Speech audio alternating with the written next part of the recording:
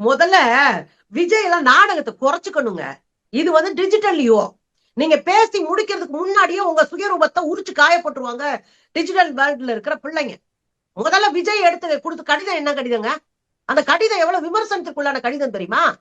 அவர் விஜய் போய் நான் சந்திக்க போறேன்னு அவர் கொடுத்த கடிதம் வெளிநாடுகள்ல இருந்து வரக்கூடிய ஒரு அதிபருக்கு கொடுக்கக்கூடிய அத்தனை சலுகைகளையும் கேட்கிறாரு.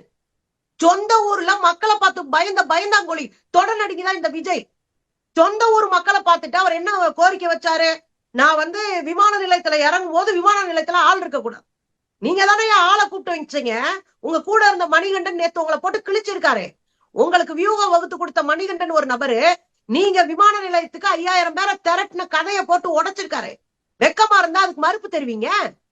சரி, விமான நிலையத்துல ஆள் இருக்க கூடாது, நாங்க விமான நிலையத்துல இருந்து கரூர் போவோம், கரூர்ல இருந்து திரும்ப விமான நிலையம் திருச்சிக்கு வர வரைக்கும் எங்களுக்கு பாதுகாப்பு கொடுக்கணும். சரி, அந்த ரோட்ல எங்கேயுமே வந்து தடை, வேக தடை இருக்கக்கூடாது, அப்புறம் சிசிடிவி இருக்கக்கூடாது, அப்புறம் நாங்க போய் கூட்டம் நடத்துற இடத்துல வந்து 1 கிலோமீட்டர் சுற்றளவுல எந்த விதமான மின்னணு சாதனங்களும் இயங்காத மாதிரி நீங்க வந்து அதை தடுக்கணும்.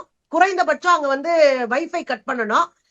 மூணாவது என்ன சொல்றாருன்னா, எங்க கட்சிக்காரங்க கூட அந்த கட்சிக்கான அடையாள அட்டை இல்லாதவர்களை, கட்சிக்கான அடையாள அட்டைனா இந்த கூட்டத்திற்கான அடையாள அட்டை இல்லாதவர்களை உள்ள விடக்கூடாது, குடும்பத்தாளுகளை மட்டும் உள்ள விடணும், எங்க பத்திரிகையாளர்கள் யாரையும் உள்ள விடக்கூடாது. நீங்க யோகியர் தானே, இவ்வளவுதான் கேட்டீங்களே. இதெல்லாம் யாருக்காக கேட்டீங்க? விஜய் என்கிற தனிநபரை பத்தி, அவரை காப்பாற்றுவதை பற்றி, அவர் தன்னு மேல தூசி பற்றக்கூடாதுன்றது பற்றி பேசப்பட்ட ஒரு அயோக்கியத்தனமான பேச்சு இது. மக்களை சந்திக்கணும்னு நினைக்கிற ஒரு தலைவன் தில்லா போய் மக்கள் மன்றத்துல நிப்பாரு. நீங்க திட்டமிட்டு ஒரு கூட்டத்தை கூட்டிட்டு அது உங்களை பார்க்க வந்த கூட்டமா நீங்க ஒரு கட்டமைப்பை உருவாக்கி பொய் நாடகத்தை தொடர்ந்துகிட்டு இருக்கீங்க. இது விஜய்க்கே ஆபத்தை தான் முடியும். பனையூர் பண்ணையாரு பனையூரை தாண்டி வரமாட்டாருன்னு உங்க மேல மக்கள் மன்றத்துல நெகட்டிவான ஒரு பார்வை இன்றைக்கு வளர்ந்து வருது. அதை நீங்க ஒழிக்காம உங்க அரசியல் நிக்காது.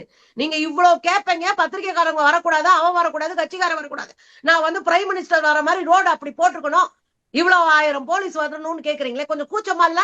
நீங்களா அரசியலுக்கு தகுதியா இருக்கீங்களா? மூஞ்சியில கர்ச்சீப்பை கட்டிக்கிட்டு போய் ஜல்லிக்கட்டுல நின்னீங்களே, அது மாதிரி போய் நில்லுங்க. ஒரு டிஸ்ட்ரிக்ட்லயே ஒரு நாளை வெளியே சொல்லாதீங்க, திட்டமிட்டதை வெளியே சொல்லாதீங்க. போய் முகத்துல கர்ச்சீப் கட்டிட்டு போய் ஜல்லிக்கட்டு போராட்டத்துல நின்னுட்டு 2 மணிக்கு போட்டோ எடுத்து வைரல் பண்ணீங்கல்ல, அது போல நில்லுங்க.